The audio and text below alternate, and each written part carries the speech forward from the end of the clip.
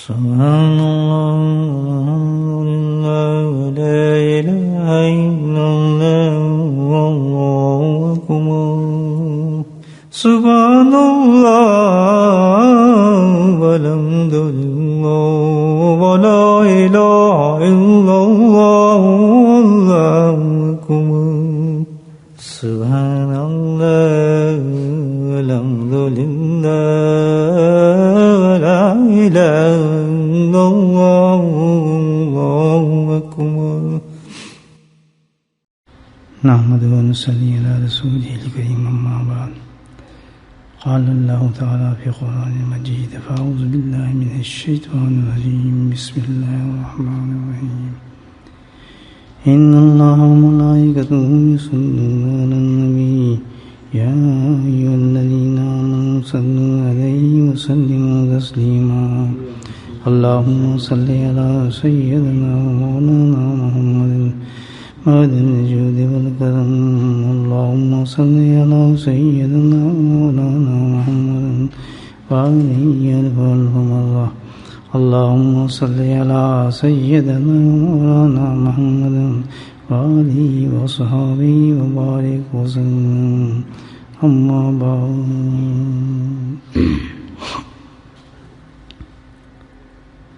اللہ کے فضل اور کرم سے اللہ سبحانہ تعالیٰ جب کسی بندے کو نیک کام کی توفیق عطا فرماتے ہیں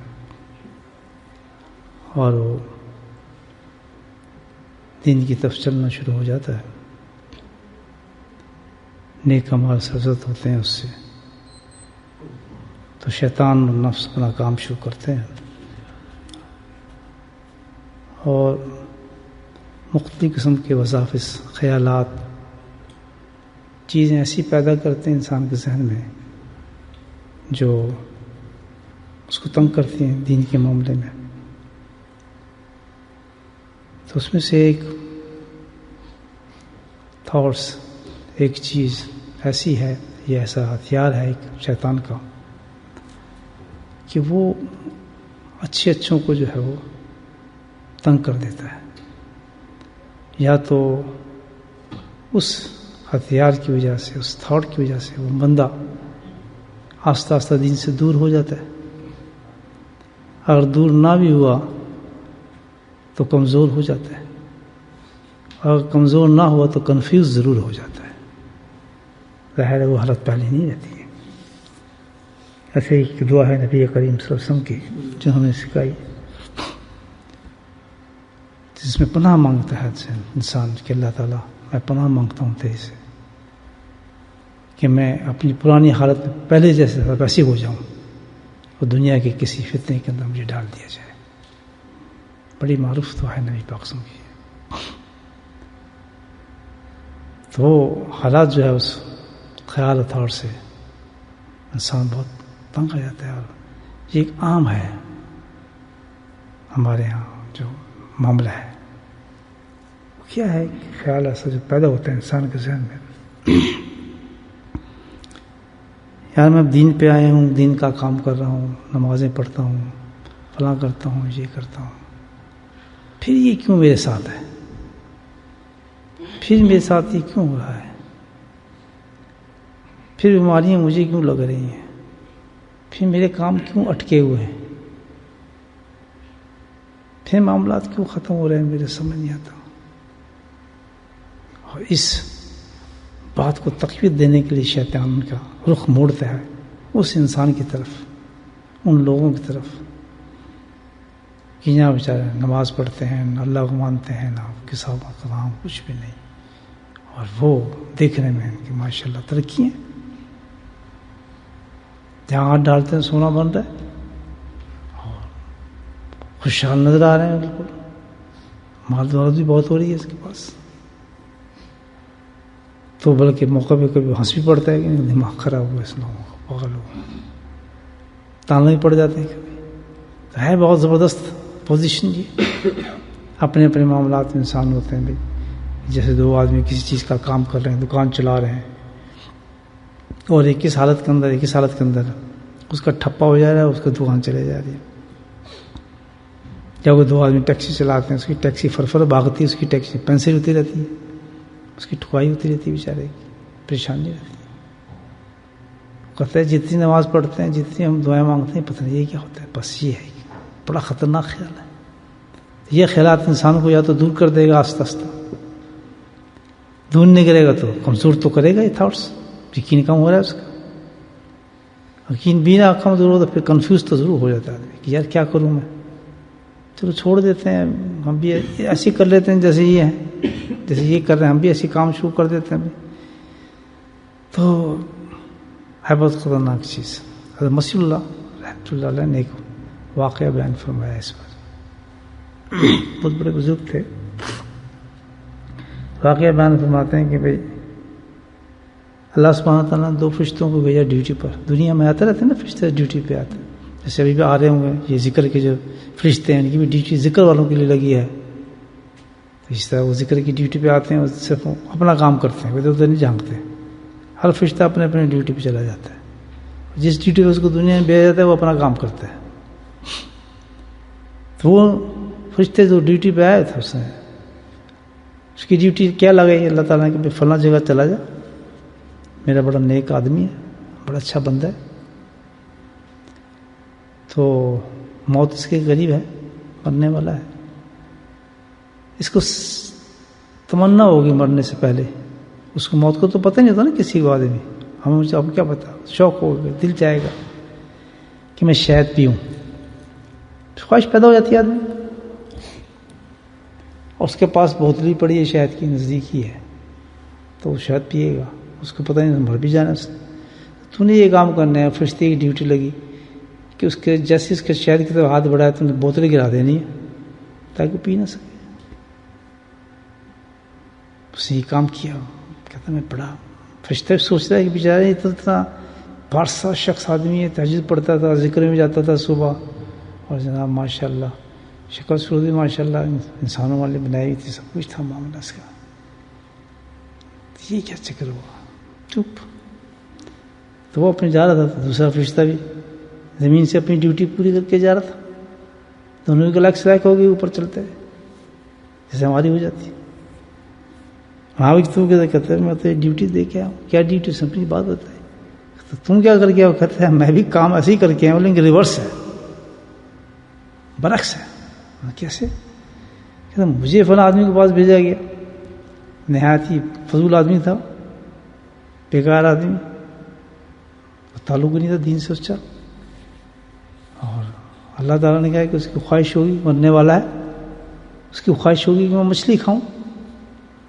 تو اس کے محلات وغیرہ سب ہیں، مچھلی تو اس کی فریج میں کچھ نہیں پڑی ہوگی، لیکن جو حوض اس نے بنایا اپنا، اس میں غوطے شوتے مارتا رہتا ہے. کبھی ہوتا ہے نا وہاں حوض شوض بنا لیتے نہانے کے لیے، مستی مارنے کے لیے، کیونکہ بنایا. تو یہ کام کرنا کہ اس کو مچھلی تو کہیں ملنی نہیں، اس کو حوض میں مچھلی ڈالا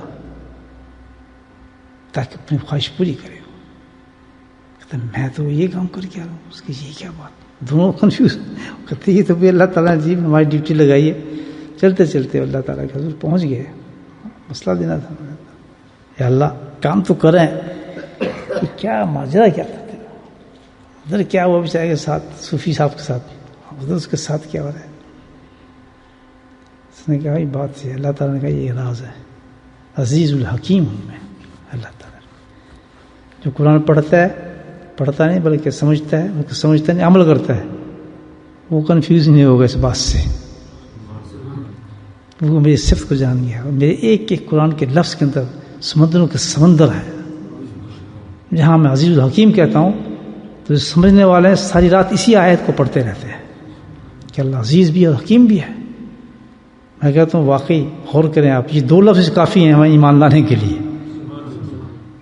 2 لفظ عزیز اور حکیم. جہاں اللہ تعالیٰ اس کو استعمال کرتا ہے نا اپنی آیت کے ساتھ، کبھی وہ آیت پڑھ کے دیکھیں آپ کہ کس جگہ فٹ کرتا ہے اس اپنے 2 صفات کو. خدا کی قسم عجیب کیفیت ہو جاتی ہے انسان کی.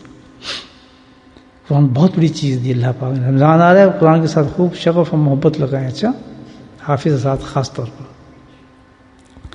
تو بھائی وہ اللہ تعالیٰ کا یہ راستہ میں عزیز الحکیم ہوں. کہتے پہلے جو شخص نا صوفی صاحب بہت محنت کرتے تھے بیچارے، خوب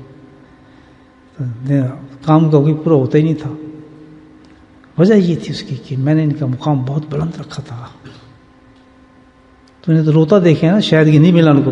میں تجھے دکھاتا ہوں, ذرا نظر مارنا. فرشتے سے کہا جائے گا کہ جا کہاں رہے. وہاں پہنچ گیا, دیکھا اللہ اکبر, جنت کے وہ محلات وہ چیزیں, وہ شاید ہے ہی کچھ. شہد کی خواہش پوری نہیں ہوتی, نہریں بہنی تھیں شہد کی اس کے محل کے. میرے بھائیو, یہاں اگر نہ ملے کوئی بات نہیں, اللہ وہاں ضرور دے گا. اس پہ گھبرانے کی بات ہے. دین نہ چھوڑو, دین کو نہ چھوڑو. دنیا کے خاطر دین کو قربان کبھی مت کرو. یہ نفس ہے, نفس ہے. پرائرٹی تو ان چیزوں کو جو ہم نہیں دے سکتے, لیکن سنی ہے, اور اس سے سنی ہے جو صادق اور مصدوق تھا, جس کی زبان پہ اللہ نے حق کو جاری فرمایا. ہر پاک سچی اور صادق ہے, اس کی زبان سے نکلی. قرآن جیسی صادق چیز اور کیا ہو سکتی ہے گواہی کے لیے. کیوں ہم قربان کرتے ہیں اپنے دین کے معاملات کو چھوٹی چھوٹی باتوں کے اوپر. یہ ٹیسٹ ہے اللہ تعالیٰ کی طرف سے, یاد رکھیں. تو دیکھ سرا کر محل کو, انہوں نے دیکھا تو فرشتے کے منہ کھل گیا. اللہ کہتے یہ دیکھ, ابھی تجھے پتہ ہی نہیں کہ آگے کیا کیا اس کو مل رہا ہے اور کیا کیا ملے گا. دیکھ شاید ہی تھا نا, ہر تمنا اس کی دیکھ کس طرح پوری ہو رہی ہے. دوسرا کہتے اس کو میں بدترین عذاب دینا چاہتا تھا, اور اسی وجہ سے, اور یہ بڑی سوچ سمجھنے والی بات ہے, میں نے اس کو تکلیف ہی نہیں آنے دی دنیا میں. اس کو بیماری بھی نہیں لاتا تھا, چھینک بھی نہیں مارنے دیتا تھا. کیوں کہ کہیں ایسا نہ ہو کہ اس کے عذاب میں جو کوئی کمی آ جائے. میں تو رحیم ہوں, میں تو رحمان ہوں. تو میں نے ایسا بندوبست کیا کہ کوئی بھی رحمت کسی چیز کے نزدیک نہ آئے تو میں اس کو واسا دیتا تھا. وہ ہاتھ مارتا تھا, دوسری دکان چلتی تھی. کوئی ایک چیز کرتا تھا, تیسری حساب ہو جاتا تھا. اتنا مست کر دیا تھا اس کو دنیا کے اندر. آتے جاتے لوگوں کو دیکھتے بھی ہنستا تھا, کیا لگے ہیں, کیا حساب ان کا یار, چھوڑو اس چیز کو. ٹانگ پہ ٹانگ رکھ کے بیٹھتا تھا, ہج جام چلاتا تھا, اور جناب رات کو مستی مارتا تھا, فلاں کرتا تھا.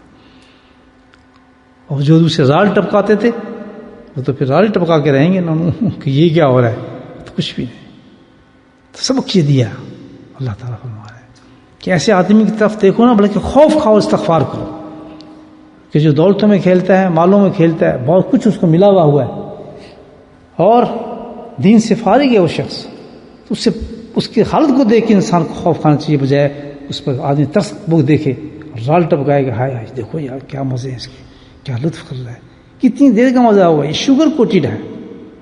شوگر کوٹڈ سمجھتے ہیں نا, کوئی دوا اندر سے کڑوی ہو اس پہ کیا شوگر کوٹ کر دیتے ہیں. جب تک منہ میں رہتی ہے خوش رہتا ہے, جب آتی نا کڑوی پھر پتہ لگتا ہے کہ ابھی کتنی کڑوی چیز ہے. تو دیکھ اس کی کرواہٹ, دیکھ اس مزہ کتنی دیر ہے. وہ سب بھول جائے گا جو مستی تھی, وہ سب مکان جائیداد سب بھول جائے گا. کہ ایک نماز کو ترک کرنے کا کیا عذاب ہے اس کو پتہ لگ جائے گا.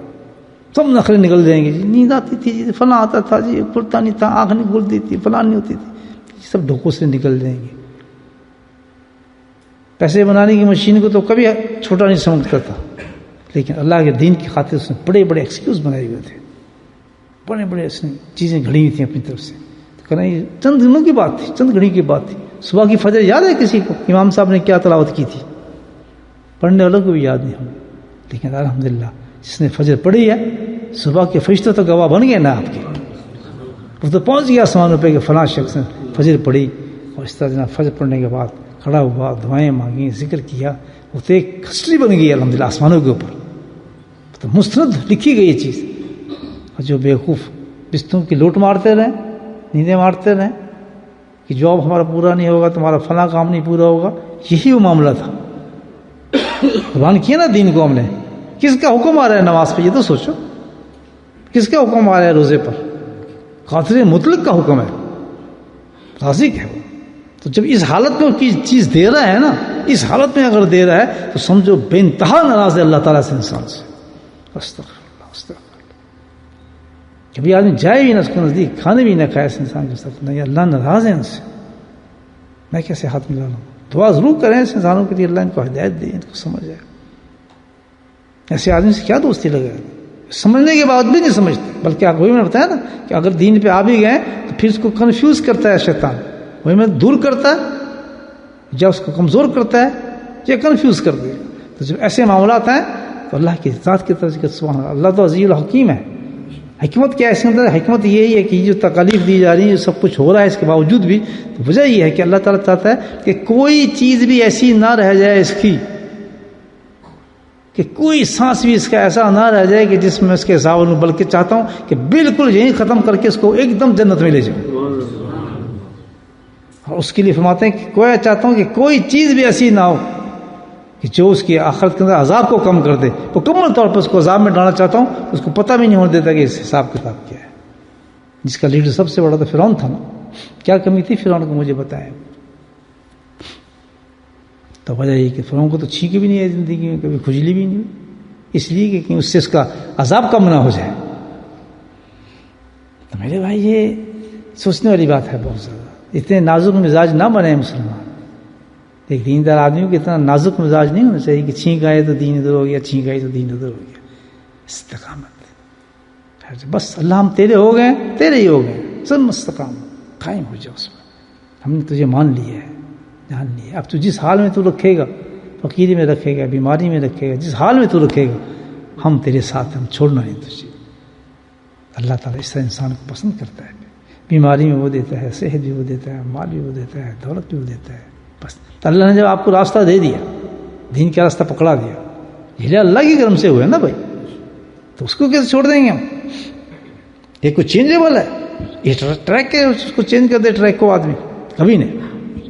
سمجھو یہ ٹریک اللہ کی طرف سے دیا ہوا ہے، گاڑی دوڑاؤ اس کے اندر، بگاؤ اس میں اللہ کی طرف، اپنے آپ مستند ہو جائے، ہلے جلے نہ. کبھی یہ نہ سوچو، فہم بھی نہ ہے کہ دین کی وجہ سے میرے اس معاملے میں کمی آ رہی ہے، میرے اس دکان میں کمی آ رہی ہے، اس میں اگر میں جماعت میں نماز چھوڑ چلنا پڑوں گا تو میری دکان گاہک ختم ہو جا رہے ہیں، فلاں آ رہے ہیں. یہ ایمان ہی نہیں انسان گئے تو پھر ذات کی طرف کیسے ہو سکتا ہے؟ تو جب یہ واقعات ہیں تو سمجھ جاؤ یہ کیا ہو رہا ہے، یہ ٹیسٹ ہو رہا ہے انسان کا. جم جائے کہ نہیں ٹھیک ہے، نہیں آ رہا نہ آئے. بھوکا رکھنا چاہتا ہے بھوکا رہ لیں گے، کیا فرق پڑتا ہے. نہیں دینا چاہتا نہ دے، لیکن اس کی نماز نہیں چھوڑیں گے، ہم اس کے احکامات کو ختم نہیں کریں گے. جس چیز سے منع کرتے ہیں ہم ہٹیں گے. اس میں لذت ہے، وقتی لذت ہے، ہم اس کا سہارا نہیں لیں گے. تو جو انسان اور عورت مرد اس تدبیر کو سمجھ گیا، الحمدللہ سمجھ گیا، پھر وہ کامیاب ہو گیا، نکل گیا، اللہ کی طرف پہنچ گیا. تو انشاءاللہ اس وسوسے سے بچنا چاہیے. ہمیں بہت خطرناک وسوسہ تھا جو انسان کے ذہن میں آ جاتا ہے، اور ہر عمر کے کسی حصے میں آ سکتا ہے. یہ نہیں ضروری کہ بھائی آئے، بڑھاپے میں آ سکتا ہے، موت سے پہلے واقع ہوا نا اس کو. شہد کا مرنے والے تھا نا، وہ پتہ چلتا ہے کہ مرتے دم تک شیطان اپنے وار کرتا ہے، پورے کام کرتا ہے. شیطان آ گیا ایک دفعہ حضرت موسیٰ علیہ السلام کے پاس، تو بڑے ماشاء اللہ نبی میں عجیب مقام ہے نا. موسیٰ علیہ السلام کو ڈائریکٹ حضرت سے پوچھتے تھے اللہ سے بات. جناب اسلام بڑا نیک ٹوک بن کے جناب چاہتے شکر. تو کون ہے؟ کہتے شیطان. اچھا تو کیا کرنے آئے میرے پاس؟ کہتے آپ نبی نہیں؟ کہتے ہاں نبی ہوں. کہتے کیسے نبی آپ؟ مجھے توبہ دلا دیں اللہ تعالیٰ سے، دیکھیں چکر دیکھیں اس کے. ہم نبی تھے، وہ تو آتے تبلیغ کے لیے ماشاء اللہ دنیا اسے کریں. تو سوچا انہوں نے کہ بھائی بات ہے، اگر اس کی توبہ دلا دیجیے کیا حل ہو سکتا ہے. اچھا لوگوں کو فائدہ ہی ہوگا نا، جان چھوٹے گی، آسان ہو جائے گا لوگوں کو دین. تو انہوں نے درخواست کر دی اللہ سے کہ اللہ تعالیٰ یہ ابلیس آیا ہوا ہے اور یہ عرض کر رہا ہے مجھ سے کہ اس کو توبہ دلا دے مجھے. تو نے تو مجھے اس لیے بھیجا ہے، توجہ فرما دیں اس کو، توبہ دے دیں. اللہ تعالیٰ نبی کی بات کو چھوڑتا ہے. کہنا موسیٰ علیہ السلام ٹھیک ہے تو دعا کر رہا ہے، تیری بات تو صحیح ہے، ٹھیک ہے ہم توبہ دے دیتے ہیں. اس لیے توبہ کا طریقہ ہم نے رکھا ہوا ہے، وہ بتا دے کہ جی کیا. کہتے اس سے کو آدم علیہ السلام کی قبر پہ جا کے سجدہ کر دے. میں کہا بات تو یہ تیری توبہ تو قبول ہو رہی ہے. ہاں کیسے؟ کہتے جا کے سجدہ کر دے. کہتے یہ تو جھگڑا ہے سارا، اگر سجدہ کرنا ادھر نہ کر دیتا یہاں تک نوبت ہی نہ آتی. مجھے توبہ کی ضرورت ہے. ایسا ہے شیطان، نبیوں کے ساتھ بھی ٹرک مارتا ہے. تو وہی بات یہ ہے کہ سمجھ جائیں آپ، جب دین کے کسی معاملے کے اندر بھی کوئی چیز چھوٹی نہیں ہے، رکاوٹ بنتی ہے انسان کی، تھاٹس، خیالات، چیزیں، مکان، دکان، کاروبار، سب کچھ بیماری ہیں اپنی جگہ. واحد اس کی ذات ہے سبحان اللہ. اللہ کے نبی فرماتے ہیں کوئی پرواہ نہیں. اس کے لیے مومن کو بہت بڑا سہارا دیا گیا ہے. جب ایسے حالات آئیں اور دین پہ ہو تو اللہ سے عافیت کی دعائیں مانگتا رہے. کتنی اچھی دعا، ربنا آتنا فی الدنیا حسنۃ وفی الآخرۃ حسنۃ. عافیت دے اللہ تعالیٰ، دنیا میں عافیت دے کہ ہم آرام کے ساتھ نکل جائیں. تو یہاں عافیت کا بڑا عجیب مضمون دیا ہے لوگ اللہ والوں نے کہ یہاں جو عافیت وہ مانگتا ہے نا، جو نیک سالہ آدمی ہوتا ہے اور پریشانی کی حالت ہوتا ہے، وہ عافیت کون سی مانگ رہا ہے؟ سبحان اللہ، کتنی بڑی بات ہے. وہ عافیت کون سی مانگ رہا ہے؟ وہ عافیت یہ مانگ رہا ہے کہ اللہ تعالیٰ تیرے ہر قانون کو تو میں نے پسند کر لیا، ہر چیز عزیز ہے مجھے. عافیت یہ مانگ رہا ہوں کہ تو اس کے ساتھ مجھے عافیت کے ساتھ گزار دے. کیسے عجیب تشریح سے دیکھ کہ عافیت کے ساتھ مجھے یہ نہیں کہ عافیت میں کہوں مجھے بیماری نہیں چاہیے، صحت دے دے فلاں.